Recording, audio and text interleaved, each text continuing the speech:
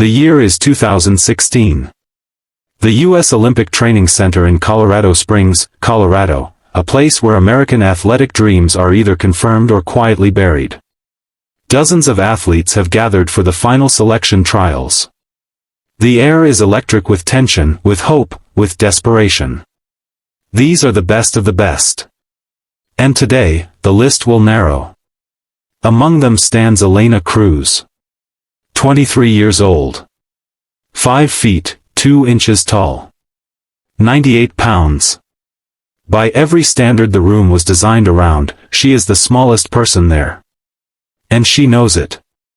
She has always known it. But Elena has run her whole life. Run from poverty in Manila's narrow streets. Run towards something she could never quite name but always feel, like the wind itself was pulling her forward.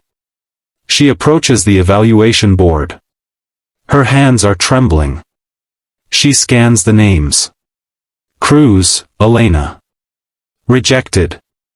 One word. Clean. Final. Like a door being locked. Before she can process it, a shadow falls over her shoulder. Coach Richard Peton, 30 years of coaching, 3 Olympic gold medalists, a reputation as the most rigorous evaluator in American track and field. He doesn't say hello. He reads from his clipboard. Ms. Cruz. I've reviewed your times. They're good. Actually, they're quite impressive, for someone of your build. He pauses. His eyes move over her the way an engineer studies a machine that doesn't quite fit the blueprint. But this is the Olympics. We're not looking for good. We're looking for gold. Elena waits. She has heard this kind of assessment before. She breathes. Olympic sprinters need long legs for stride length. Powerful builds for explosive speed. You're too short. Your legs are too short. Your frame is too small. The physics just don't work in your favor. He says it the way a doctor delivers a diagnosis. No malice. Just certainty. I've been coaching for 30 years.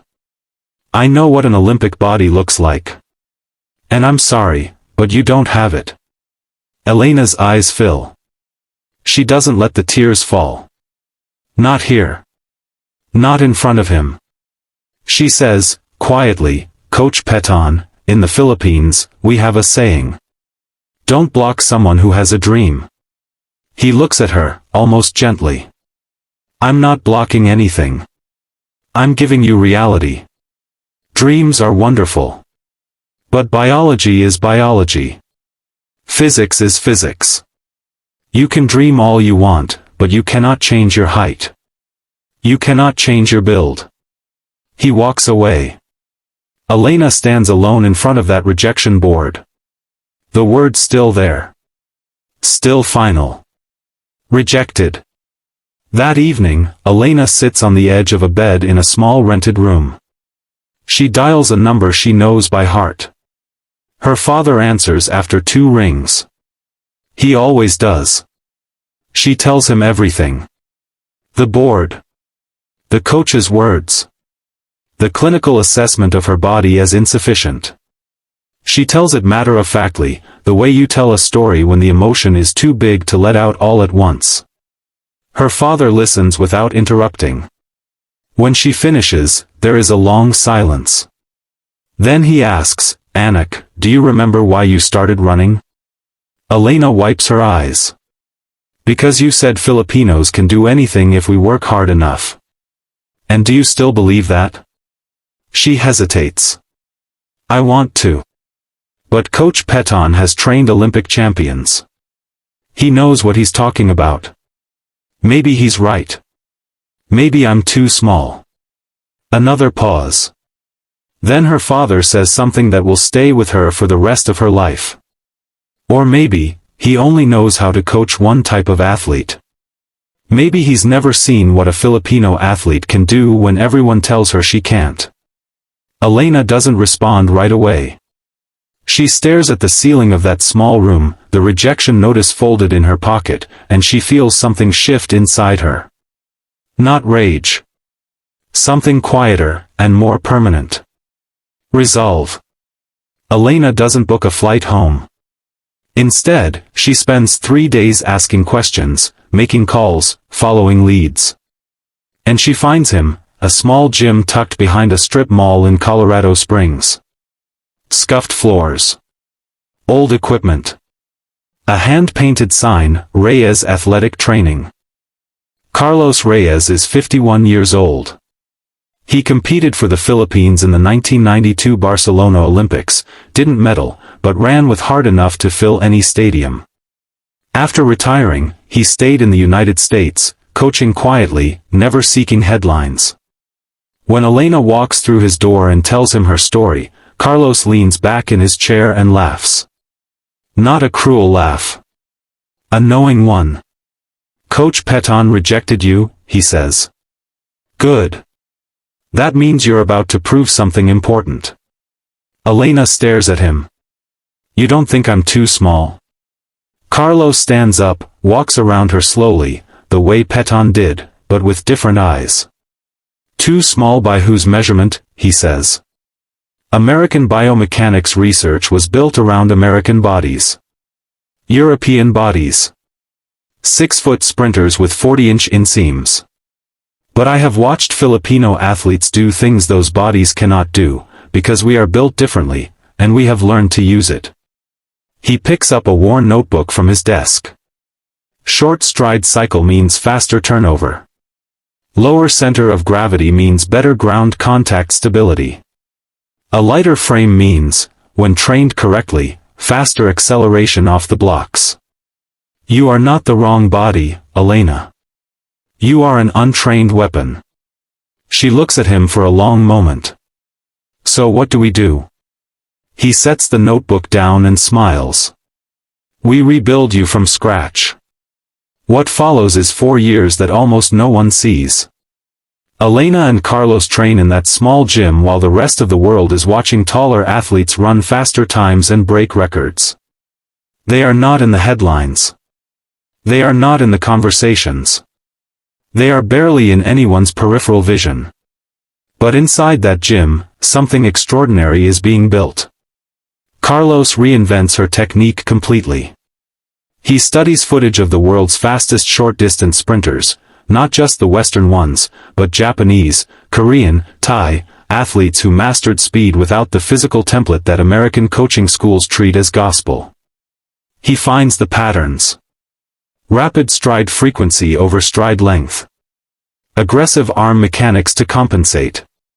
Explosive hip drive to maximize force transfer per step.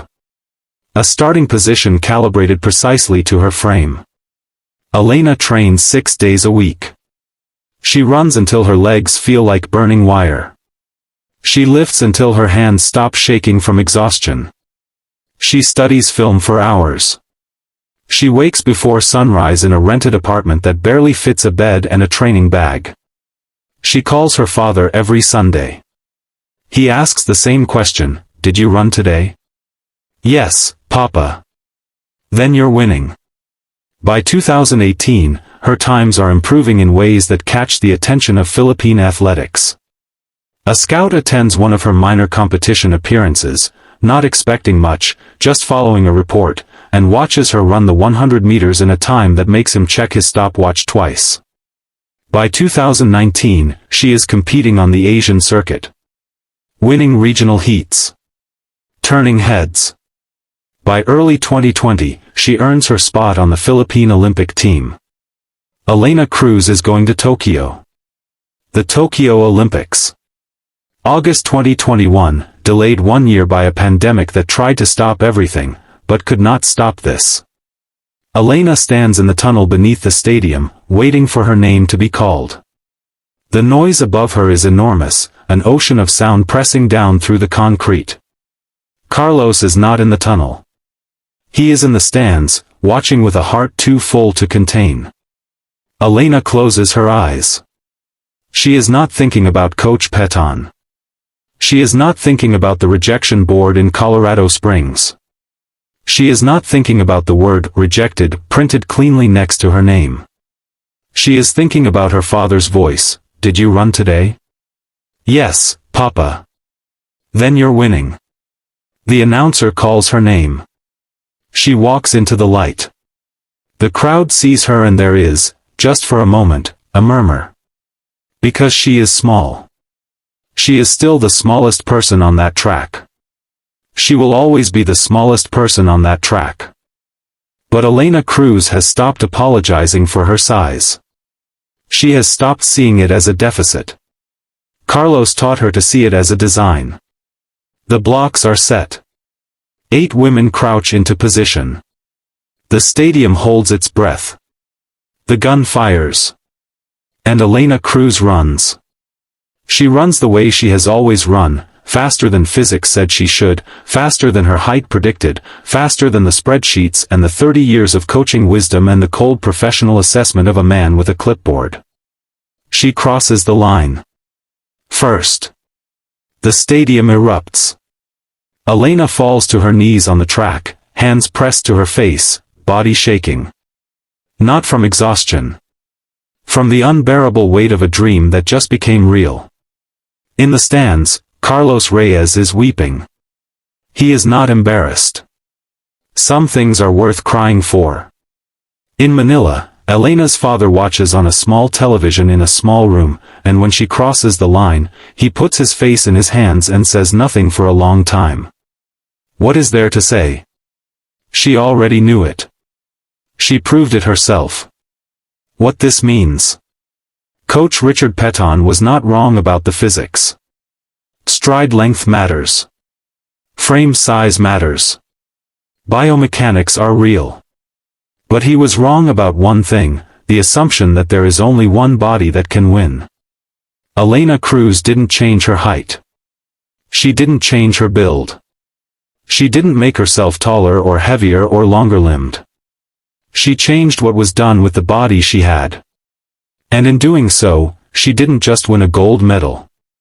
She rewrote the coaching manual, or at least proved it needed rewriting.